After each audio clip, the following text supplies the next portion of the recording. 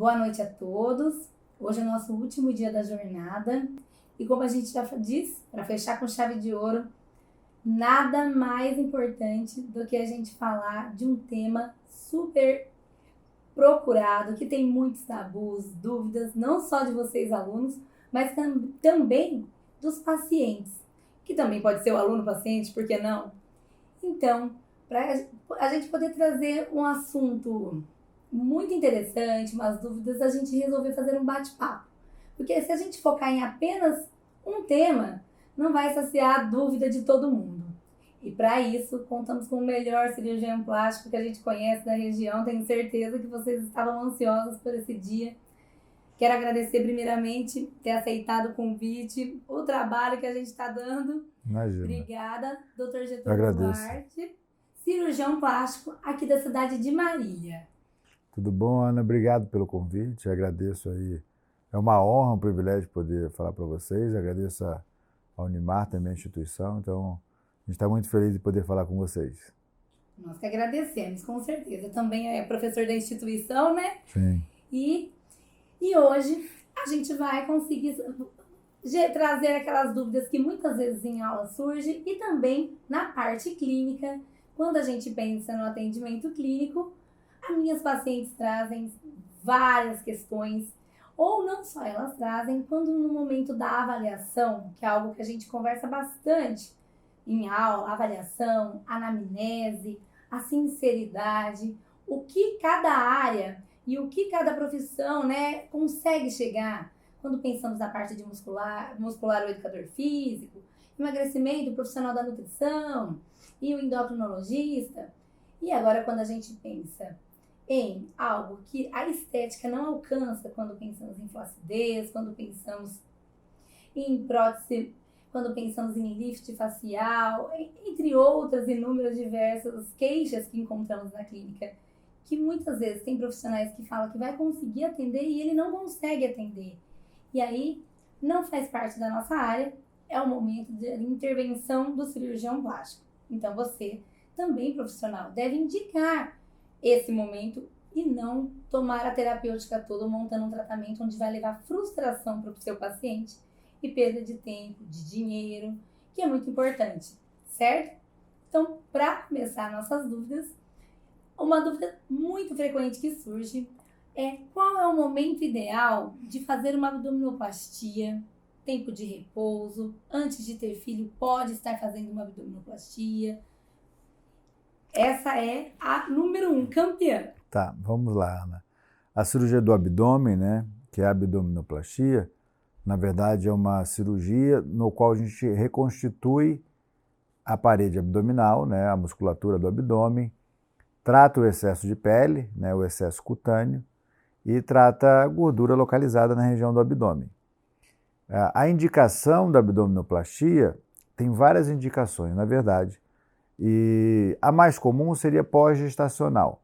Aquela paciente, aquela mulher que já teve filhos, né, que a prole já está constituída, ou seja, ela não tem intenção mais de ter filhos, que é o ideal, e aí há um excesso de pele no abdômen, sobra pele, né, aquela pele que quando senta dá aquela dobra, ou quando o umbigo fica triste, que dá aquela pele, aquele excesso de pele acima do umbigo, que a gente chama supra-umbilical, já é um indicativo que existe flacidez acima do umbigo.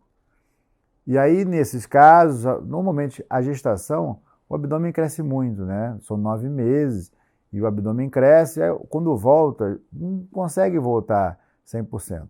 Às vezes, quando muito nova, quando muito jovem, com seus 20 e poucos anos, quando tem o seu primeiro filho, o abdômen volta bem, porque é uma derme boa ainda, com bastante colágeno, então a pele volta bem, a musculatura é firme, volta bem.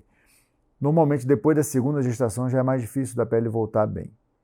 Dentro da terceira, então, é mais difícil ainda. E quanto mais idade, né, vai passando, ou seja, quanto você for mãe mais velha, a chance disso voltar é mais difícil. Então, a indicação, na verdade, seria ao exame físico, né? Flacidez, a gente palpa a musculatura e vê uma diástase, que é o afastamento entre os ventres do músculo reto abdominal, a gente consegue palpar, e o excesso de pele com gordura associada.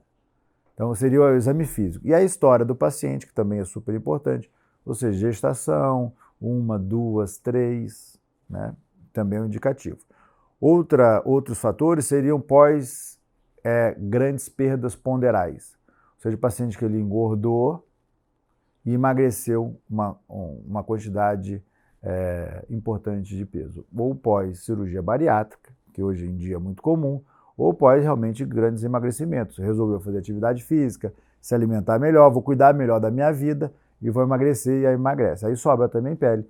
Aí esses pacientes, às vezes, mesmo sem ter gestação, ter prole constituída, aí teria também uma indicação de fazer uma cirurgia do abdômen, uma plástica do abdômen. O que a gente trata na cirurgia de abdômen? A gente trata o excesso de pele, tira o excesso de pele, normalmente do umbigo, acima do umbigo até a região do púbis. A gente consegue costurar essa musculatura, essa diástase abdominal, costura por dentro, para fazer com que o paciente tenha novamente a prensa abdominal. O músculo reto abdominal ele tem a função de prensa, ele é uma musculatura para deixar a gente ereto. A gente é ereto, a gente anda em pé, então a musculatura do abdômen é importante para isso. Então, quando a gente refaz isso, você consegue refazer a musculatura que deixa você mais firme, mais em pé, o abdômen também, e segura as vísceras intraabdominais. E aí a lipo também associa-se a essa cirurgia para melhorar o contorno do abdômen e ficar com a barriga com um desenho mais bonito. Então é isso que se faz normalmente numa cirurgia de abdominoplastia. Existem vários tipos de abdominoplastia. Existe abdômen tradicional, existe o mini abdômen, no qual tira um pouco de pele abaixo, ali na região do púbis, né, um pouco mais baixa, mas também implica musculatura. Existe o abdômen pós-bariátrico, que você precisa, em alguns casos, tirar uma quantidade maior de tecido. Existe o abdômen em âncora. Então, existem vários tipos de abdômen que vai variar conforme cada diagnóstico. Vai depender de cada paciente. Certo. Muito obrigada. Aposto que todo mundo já está aí e se encontrando o seu abdômen, principalmente quem é mãe, digo por mim. Mas outra dúvida que fica, que eu também tenho bastante relatos de pacientes que fizeram a abdominoplastia. Sim.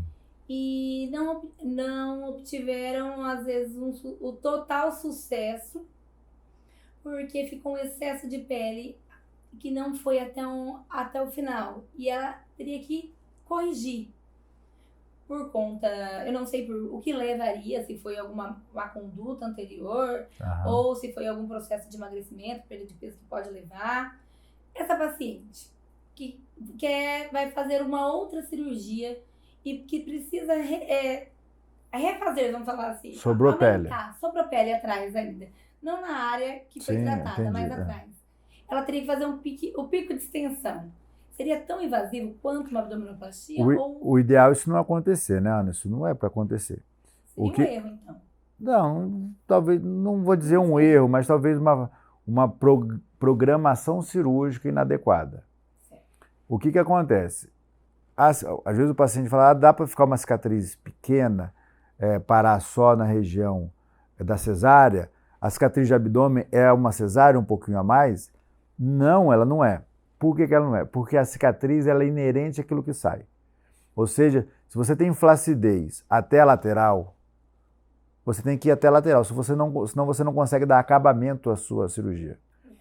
O corte ele vai até onde tem tecido sobrando, igual uma roupa. Quando você vai fazer uma roupa, você vai fazer uma pence, você quer deixar a roupa justa, você não pode fazer a pence até a metade, você tem que terminar até o final, porque senão sobra tecido. A cirurgia plástica, a gente trabalha com tecido, né, que é a pele. Então você tem que tratar o tecido até o final. Então se tem excesso, dobra, você tem que ir até o final. Se você tentar parar antes, sobra, realmente aí fica esse excesso de pele, que não é para acontecer, não é. Então, na verdade, é o desenho que deve ser complementar até lá. Se o paciente é pós-bariátrico, ou seja, grandes emagrecimentos, que tem mais flacidez cutânea, aí você precisa, às vezes, fazer uma cirurgia circunferencial. Eu faço 360 das costas, né, acima do glúteo do paciente, rodo até a frente, para você conseguir justamente tirar esse excesso de flacidez. Porque se o paciente tem flacidez no abdômen, nos flancos e no dorso, se você parar aqui, vai sobrar na lateral. Então, na verdade, é o diagnóstico que a gente está falando e a indicação do tratamento. Então, eu preciso ir até lá. Então, a cicatriz é inerente àquilo que sai porque o paciente tem indicação, tem flacidez. Então, não é para ter esse excesso. E a cirurgia é uma cirurgia de ressecção do tecido, de retirada do tecido. E aí, quando isso aconteceu, é possível essa correção, mas quando pensar na correção, ela vai passar por todo aquele processo de repouso novamente, todo aquele processo de corte, ou não, só vai fazer reparar o que sobrou. Não, depende, Ana. Por exemplo, quando o paciente, é muito comum vir, né, alguns pacientes vêm procurando a gente que já fizeram algum tipo de cirurgia e querem fazer uma outra cirurgia, não estão satisfeitos, como você falou, que tem excesso de pele, enfim. Ou engordou bastante. Ou engordou, enfim. Isso é bem comum. O que a gente precisa fazer? Na verdade, eu vou ter que avaliar o paciente, né? Eu vou ter que ver se tem excesso de pele, aonde está o excesso de pele, se o excesso de pele é das costas, ou é só na lateral, ou só é uma alteração de cicatriz, enfim. Com o diagnóstico eu vou dizer, ó, eu preciso ir até lá, ou preciso até aqui eu consigo. Não é igual roupa, eu vou ter que ajustar a sua roupa. A sua roupa eu vou precisar ajustar ela inteira. Não, vou ajustar só até uma certa altura. Vou precisar fazer tudo de novo, porque eu preciso costurar tudo de novo, preciso tirar a gordura, preciso fazer uma lipo. Aí eu vou compor aquilo que a técnica me permite, que eu preciso fazer, e de acordo com aquilo que o paciente gostaria. Então, cada caso é individual, né? E aí pode ser que sim, pode ser que eu precise fazer a cirurgia inteira. Eu não consiga, só tirando um pedacinho, dar o resultado satisfatório para a paciente. Às vezes eu preciso abrir o abdômen novamente, fazer tudo novamente.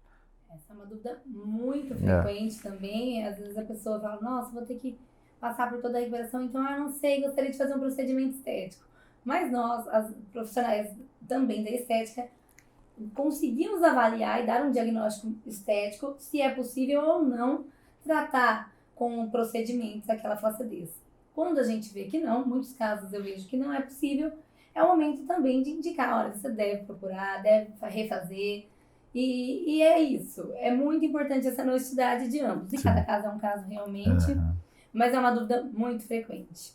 Outra dúvida muito frequente que acontece nos nossos pacientes é que hoje a gente vive um mundo de imediatismo. Sim. Você mais do que ninguém deve estar, né? O doutor mais do que ninguém deve estar acostumado com pacientes que querem tudo para ontem. E normalmente ele precisa perder peso antes de vir para a cirurgia. Sim. Então, existe um peso ideal que ele deve estar, ou ele deve estar mantendo esse peso por algum tempo? Como é esse conselho? Você tocou um assunto muito importante, Ana. A gente, como médico, né, eu não sou só cirurgião plástico, eu sou médico, além de ser cirurgião plástico. Sou médico, cirurgião geral, né, e cirurgião plástico. A gente tem que fazer cirurgia geral antes da cirurgia plástica. Então, você tem que avaliar o paciente como um todo, né, do ponto de vista de saúde, do ponto de vista global, se ele tem alguma alteração que interfira, né, no ato cirúrgico. Né. Primeiro, a saúde do paciente. Se a saúde está bem, se tem alterações do ponto de vista sistêmico, diabetes, hipertensão, coisas que possam vir a interferir no resultado ou em uma cirurgia. Você tem doenças autoimunes, coisas que interferem na cirurgia. Pois bem, você falou de uma doença, que é a obesidade, né? Se o paciente tiver obesidade, óbvio, tem que emagrecer. A cirurgia plástica não é uma cirurgia emagrecedora. A cirurgia plástica é uma cirurgia modeladora. Então, se o paciente está com excesso de peso, ele tem que emagrecer. Por quê? A gordura, ela é inflamatória. Ela causa doenças, ela causa alterações outras que interferem na vida do paciente. Então, é uma questão de saúde, não é uma questão estética.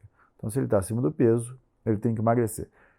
Assim, obesidade, né? Agora, se o paciente está com sobrepeso, um peso um pouco acima, aí tem que avaliar cada caso.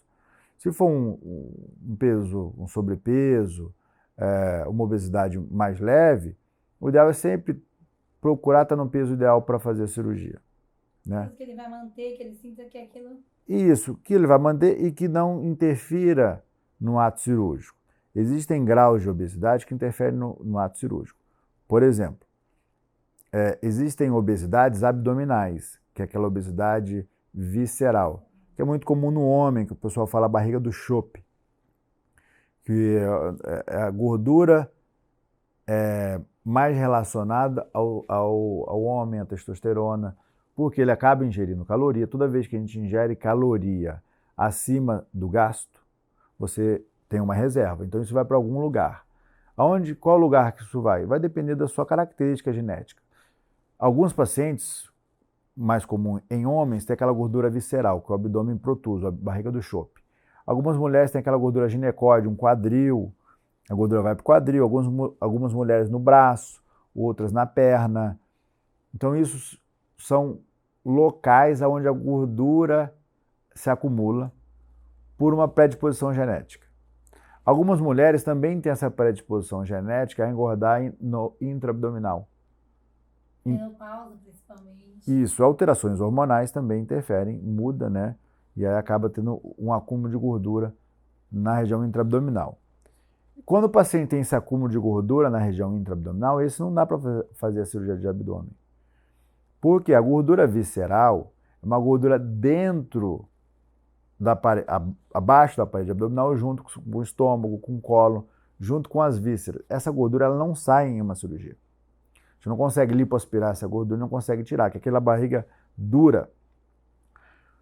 Se eu faço uma cirurgia de abdômen em um paciente com gordura visceral, lembra que eu preciso costurar essa musculatura?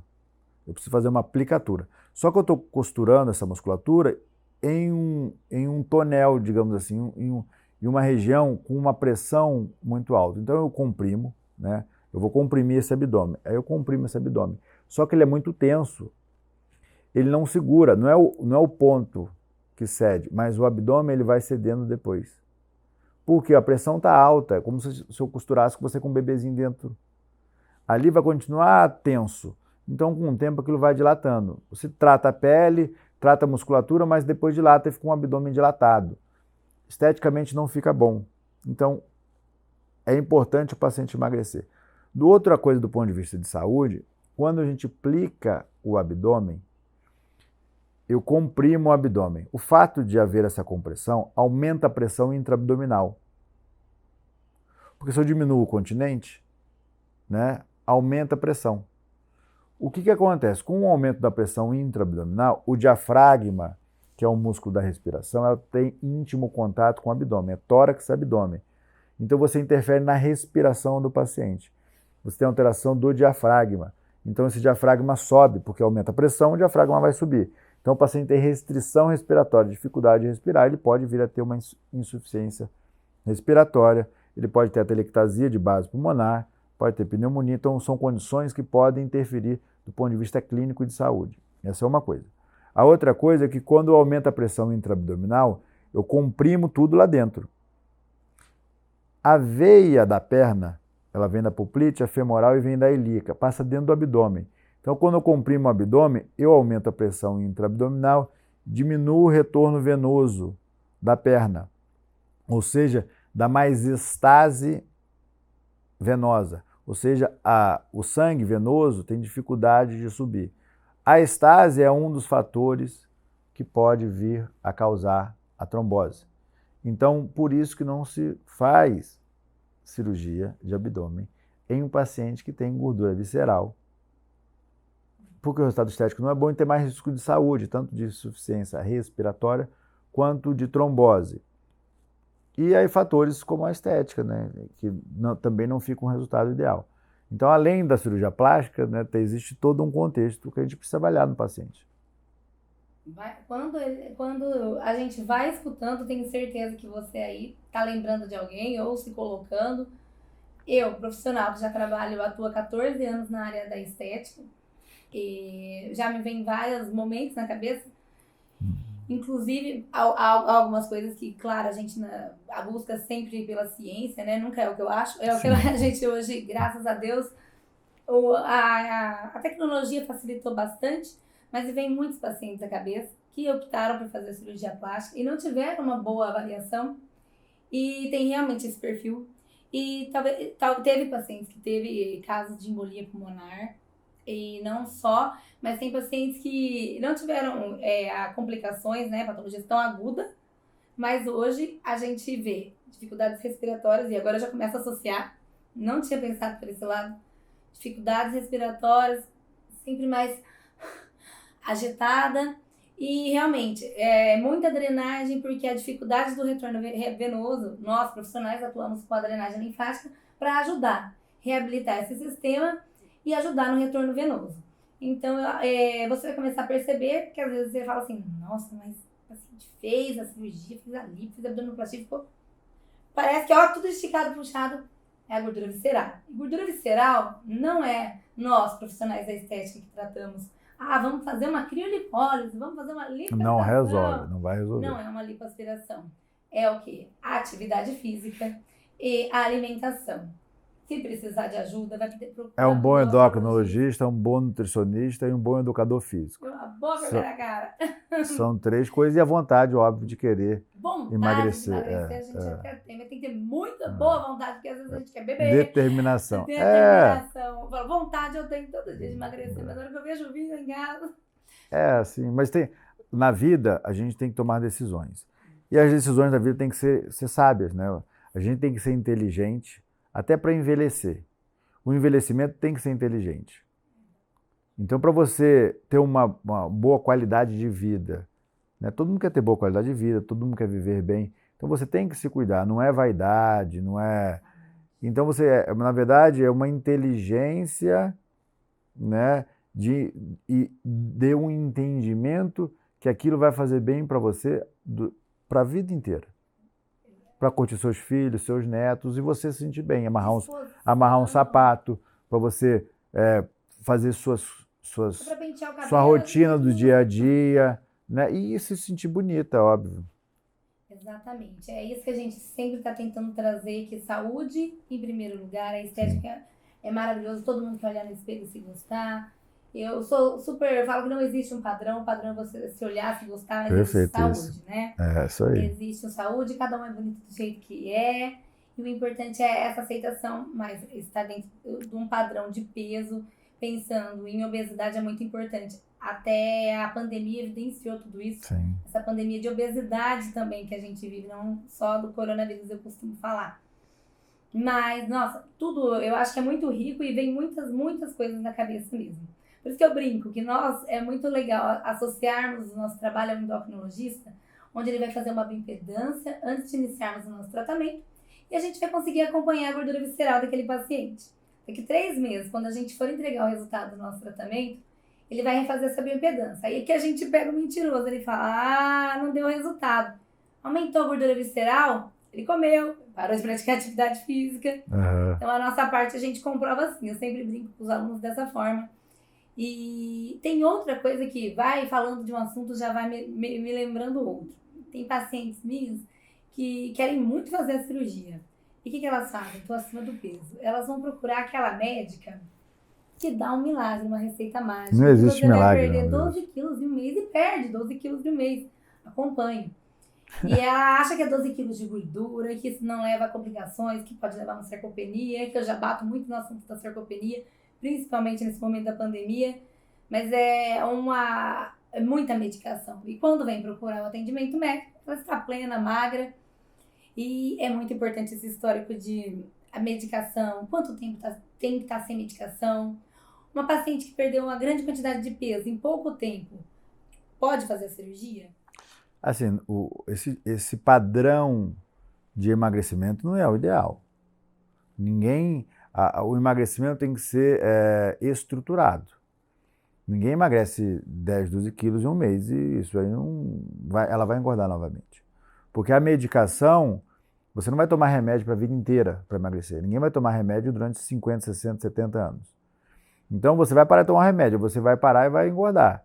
Então você tem que mudar o seu hábito de vida, o seu hábito alimentar, o seu hábito de atividade física, e você tem que saber que isso é para a sua vida inteira, que é aquela inteligência que a gente está falando, inteligência saudável, para uma previdência saudável, uma previdência de vida nossa, né? Então isso é importante. O emagrecimento abrupto, num curto período de tempo, a medicina já sabe que isso não vai trazer resultado a longo prazo. O paciente só vai emagrecer, uma coisa momentânea, e isso não dá resultado. Então, nesses casos, a gente não opera, não tem indicação de fazer. As medicações para emagrecimentos não podem estar, né, fazendo uso no pré-operatório. Aí depende do tipo de medicação.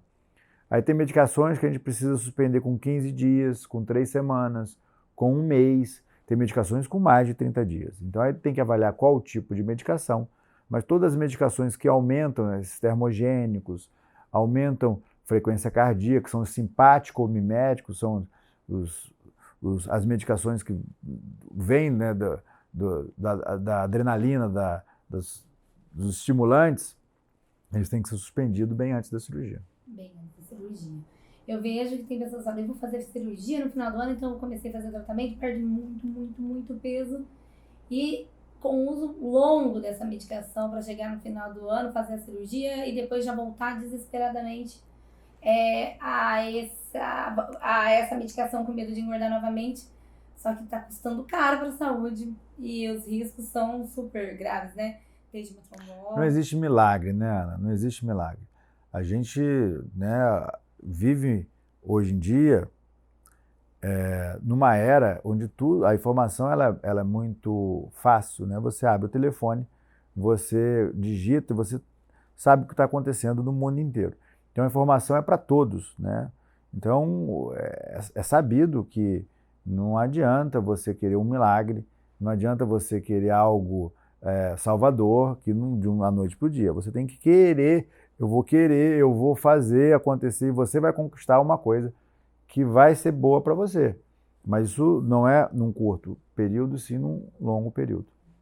E é isso que eu queria, é muito importante, porque quando eu, professora, trago aqui para vocês esse assunto que não existe milagre, que não existe um resultado no antes e depois sem uma ajuda do paciente, que é tudo um conjunto, que eu sou muito pouco perto de tudo que o paciente pode fazer por ele. É disso que eu tô falando, de honestidade.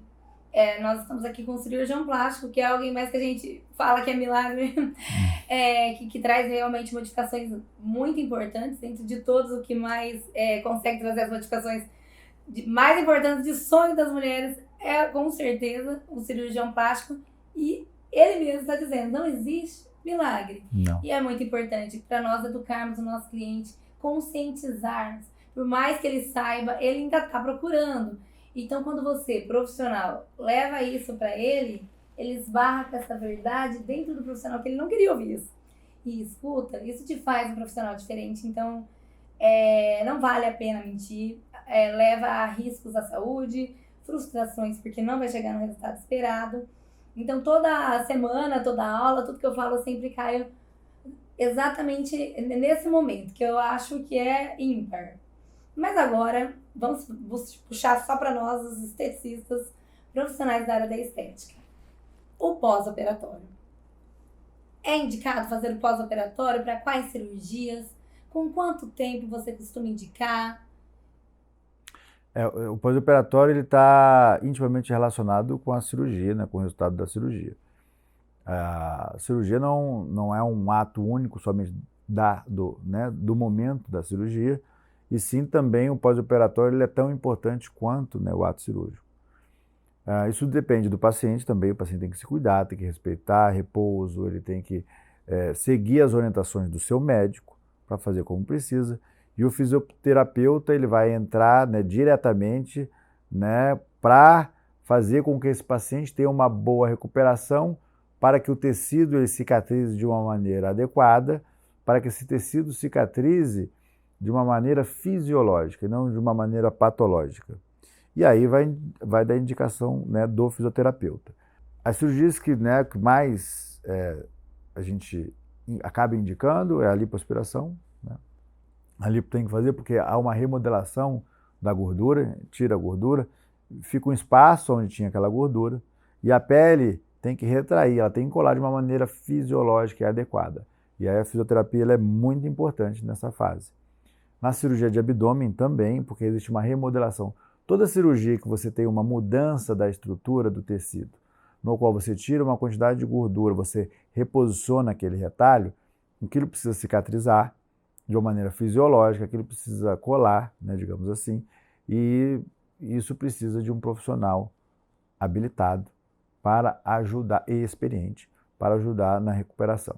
Cirurgias de mama, por exemplo, não há indicação de fazer drenagem linfática, porque a mama é uma estrutura, ou com prótese ou sem prótese, ela é uma estrutura que é a glândula mamária, e a gente sobe o tecido, mas a loja não é grande, a loja é pequena. A mama pode ser hipertrófica ou gigante, grande, que a gente chama de gigantomastia ou hipertrofia mamária. A gente reduz, mas a loja é pequena, então não tem uma grande loja. E o fato de haver uma mobilização, você pode alterar aquela cicatrização, que aquilo é necessário para haver a sustentação da mama, e aí pode interferir ao contrário. Algumas situações podem ser feita a drenagem da mama quando o paciente tiver por exemplo, contratura capsular.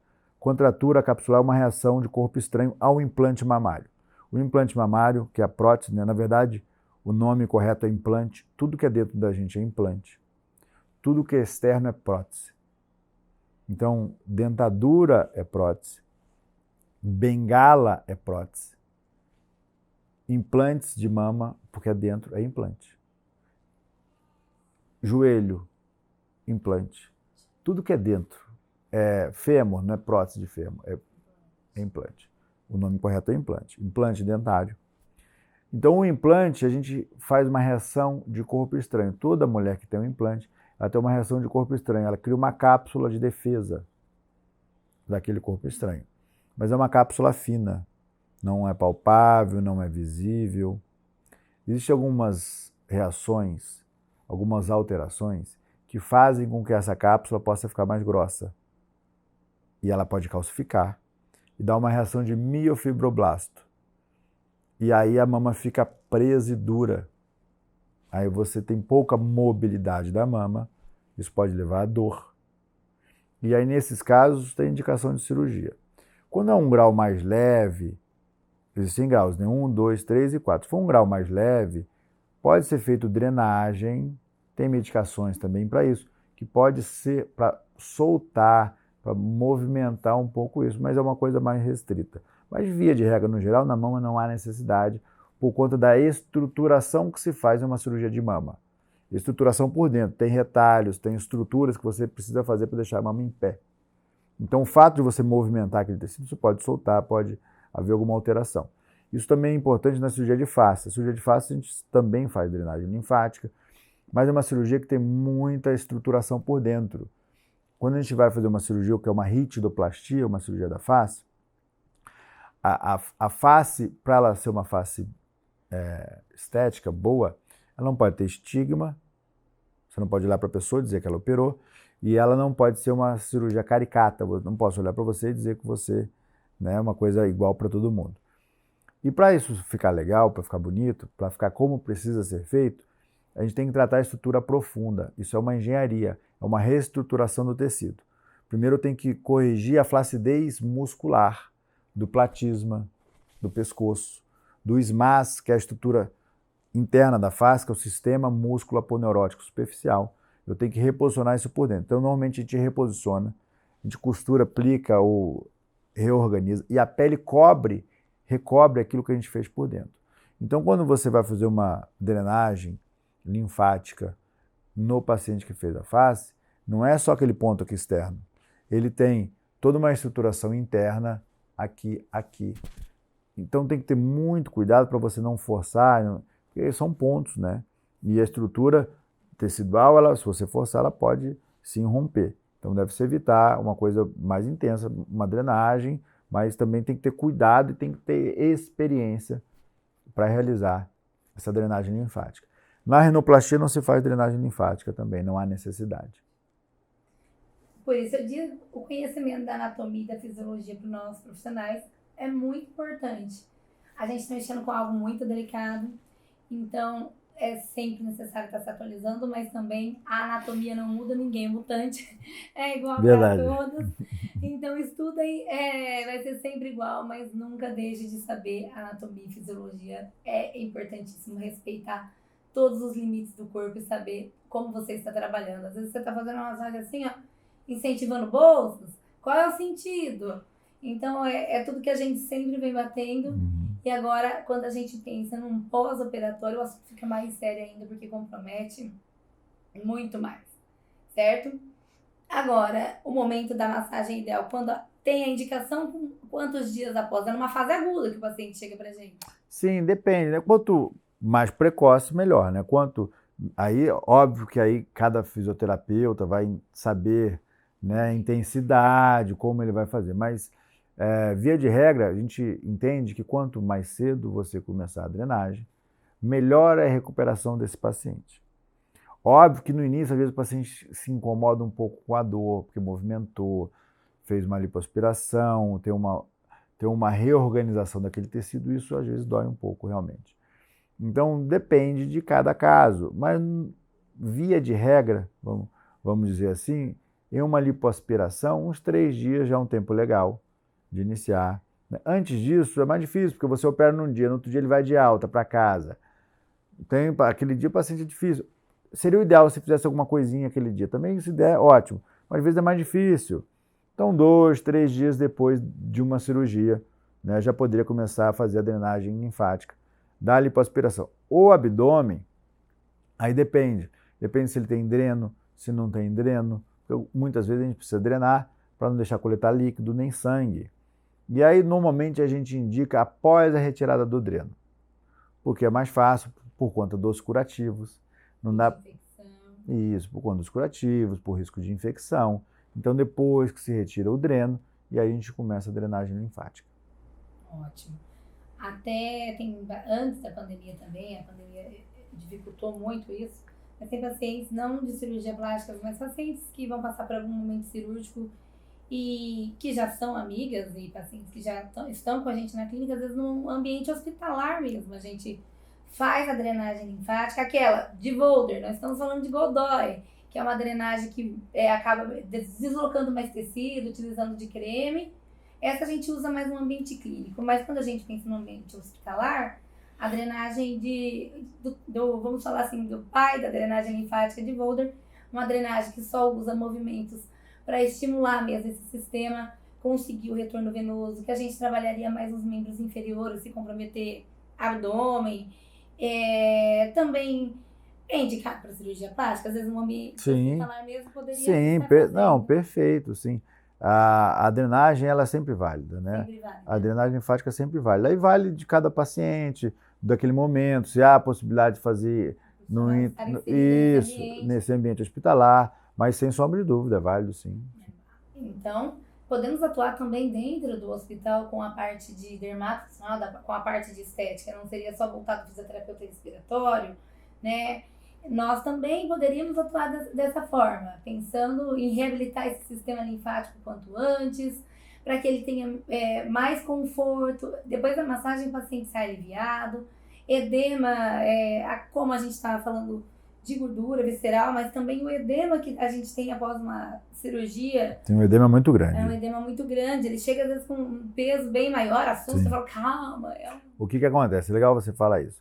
No ato cirúrgico, existe uma hiperidratação do paciente. Quando ele está no momento da cirurgia, soro fisiológico, ringer lactato, que é a hidratação. Então, em alguns casos, você faz 3, 4, 5 litros de soro, de hidratação. Então, o paciente ele não faz a diurese de tudo isso no primeiro dia. Então, no decorrer daquela semana. Então, o paciente realmente ele fica com excesso de peso, mais por uma hiperidratação e por estar na fase inflamatória, que acaba retendo líquido e incha realmente.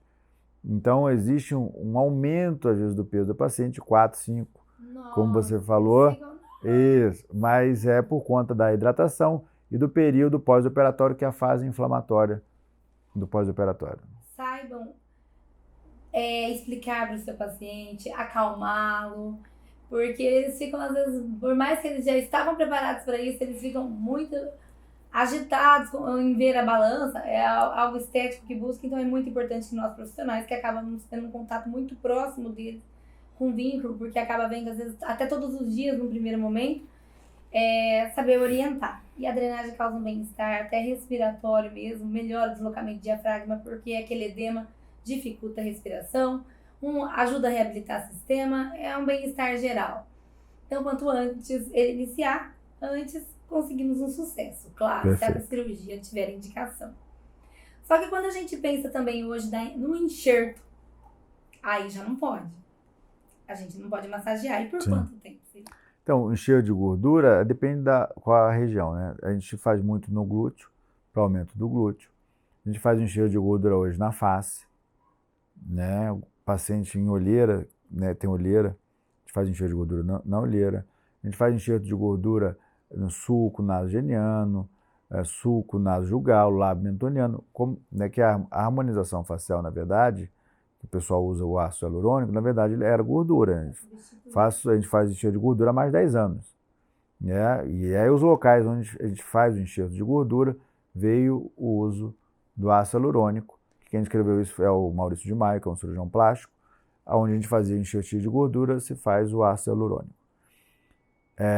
Pois bem, mas é da enxerto de gordura. A gente pode fazer na mama, pode fazer um enxerto de gordura em cicatrizes patológicas, porque a gordura ela tem célula mesenquimal, ela tem célula regenerativa, então ela regenera o tecido. Então ela melhora a cicatriz, ela melhora a coloração da olheira, ela melhora a coloração da pele, porque ela rejuvenesce o tecido. Então ele é muito bom. A drenagem linfática na área de gordura ela não tem uma indicação, não tem por que fazer, porque tem uma contraindicação. Você tem que a gordura tem que ter uma integração com o tecido que ele está sendo reposicionado. Então é uma área receptora. Por exemplo, vou dar um exemplo para você. Você vai plantar um coqueiro no seu quintal, na sua casa. Você não coloca o coqueiro? Não coloca coloca uma corda de um lado, do outro, para segurar para ele não se movimentar? Ele não pode se movimentar, porque ali tem que ter uma nova imbibição, ali tem que ter uma nova nutrição. Então ele vai dentro da terra, aquilo não pode se movimentar, porque está nascendo um brotinho para alimentar, para enraizar. Se você movimentar, aquele brotinho ele é muito frágil, ele é muito sensível, aí você quebra esse brotinho, aí não consegue ter a nutrição, e aí ele morre por não ter nutrição. No enxerto de gordura é a mesma coisa, quando a gente faz a enxertia de gordura, aquilo vai ter que sofrer uma nova embebição, e uma neovascularização. Ou seja, ele vai ter que nascer vasinho novo para nutrir aquele tecido. Então ele tem que ficar parado, estável ali, porque o brotinho está nascendo. A neovascularização está acontecendo. Se você ficar movimentando esse tecido, você rompe esse brotinho, você rompe essa neovascularização, o enxerto ele não tem a pega, que a gente chama. Ele não tem uma integração adequada. Fiquei curiosa quanto da olheira, do rosto. A absorção acontece simultânea, não tem... Depende do local, depende do local onde é enxertado, depende do repouso pós-operatório, depende da forma que foi feita essa enxertia. Existem vários fatores, tanto técnicos quanto do pós-operatório do paciente. A integração do enxerto, em torno de 70% a 80%, isso na nossa prática diária, o que eu vejo, de glúteo, por exemplo. Na face, como a face é muito vascularizada, é como se você estivesse plantando aquele coqueiro num terreno muito bom, numa terra muito boa. A face é muito vascularizada. Então, a gordura, quando a gente enxerta na face, ela fica. A absorção é menos do que isso, né? Talvez 90%, enfim, fica mesmo. Então, tanto é que não se faz enxertia de gordura na face além do que seria. Tem que fazer só aquilo que precisa, senão fica... porque pega. Na face pega muito bem. Olha, gente, eu acho que é uma novidade para nós. Eu já conheci pacientes que fizeram e realmente ficou muito bom. Mas acho que para muitos profissionais é uma realidade que aqui em Marília, não sei nos outros polos, nas outras cidades, que a gente está aqui, em São Paulo, tem vários, mas que a gente não escuta muito falar dessa parte de enxerto. A gente pensa logo em colocar ácido hialurônico, em colocar... Não, enxertia de gordura... eu sou um entusiasta do enxerto de gordura na face. Eu já faço enxerto de gordura na face, já tem mais de 10 anos. Meu trabalho de mestrado foi de enxertia de gordura. O enxerto de gordura ele tem célula mesenquimal, isso é comprovado, não sou eu que estou falando. Isso é comprovado cientificamente. Tem célula mesenquimal, ele tem célula tronco.